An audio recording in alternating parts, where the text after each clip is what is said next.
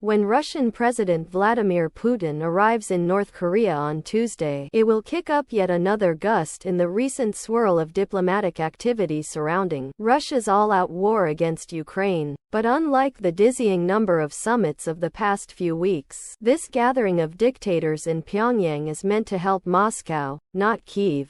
In recent weeks, Ukraine's supporters, led by the US and other Western democracies, have held multiple meetings, offering not only symbolic backing but also very concrete new assistance to besieged Ukrainians. So, it's hardly surprising that Putin is pushing against his diplomatic isolation and seeking to invigorate his weapons pipeline, the main purposes of his visiting the North Korean capital he has not seen in nearly a quarter of a century. The timing of all this stepped-up diplomacy, and of renewed efforts to squeeze concrete results beyond declarations of enduring support, is not a coincidence. A seemingly unrelated process unfolding thousands of miles away is fueling the increasing urgency. On both sides of the conflict, world leaders are keeping a wary eye on the calendar.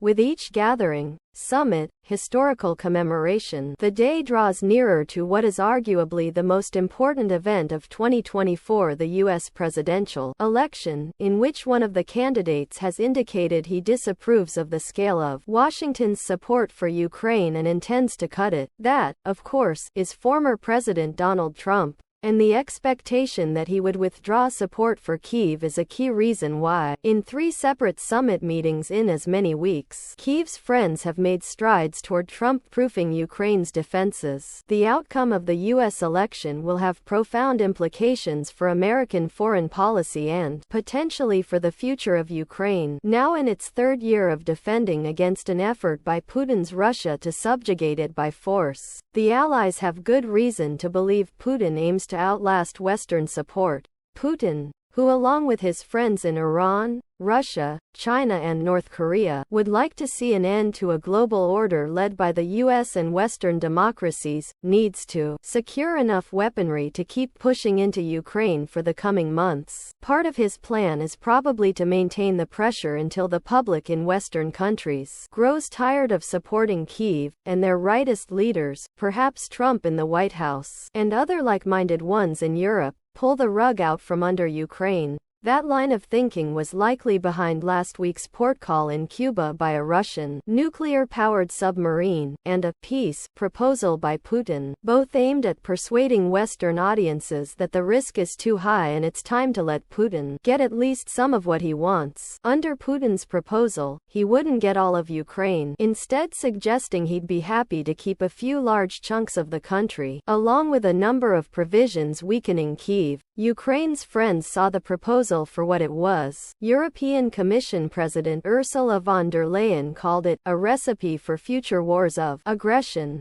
German Chancellor Olaf Scholz called it a dictatorial peace offer. Dutch Prime Minister Mark Rutte called it absolutely crazy, and a sign that Putin is panicking. Panicking or not, Putin has new reasons to worry after the moving, steadfast support Ukraine's allies deployed toward Ukrainian President Volodymyr Zelensky and, more important, the substantial action they took to ensure their support survives beyond November. From the escarpments of France's Normandy, where Western allies came together earlier this month to commemorate the 80th anniversary of the D-Day invasion against the Nazis, to the G7 summit in Italy's Puglia region, to the Peace Summit in Switzerland this past weekend, scores of countries have voiced support for Ukraine, equating Russia to the reviled aggressors of previous wars. Many have backed their soaring rhetoric with significant steps of assistance. To be sure, Russia has secured massive support from its autocratic allies.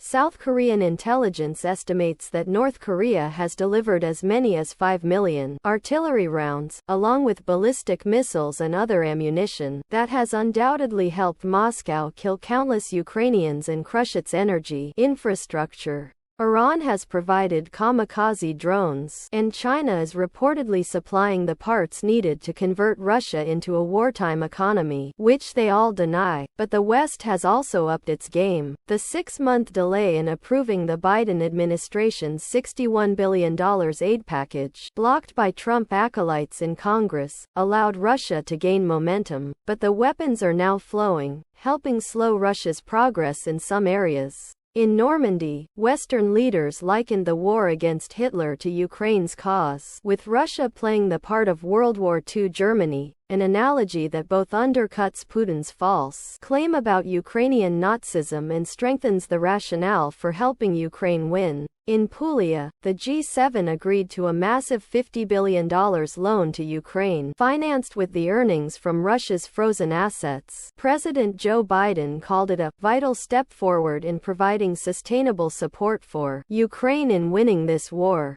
Notice the word sustainable, that's the Trump-proofing part, or even the Republican Congress-proofing piece. In case GOP hardliners again try to reverse U.S. policy, Biden also signed a 10-year security agreement with Zelensky. The timeline outlasts even a possible second Biden term. Our goal, said Biden, is to strengthen Kyiv for the long term. There's that allusion to the calendar once again. When Zelensky convened his peace conference in Switzerland, more than 100 countries participated, and more than 80 signed a declaration reaffirming Ukraine's right to keep all its territory, a repudiation of Putin's peace plan. And in case the U.S. changes course, NATO defense ministers just agreed that the alliance will take more responsibilities from the U.S. in backing Ukraine. The swirl of activity is not ending soon.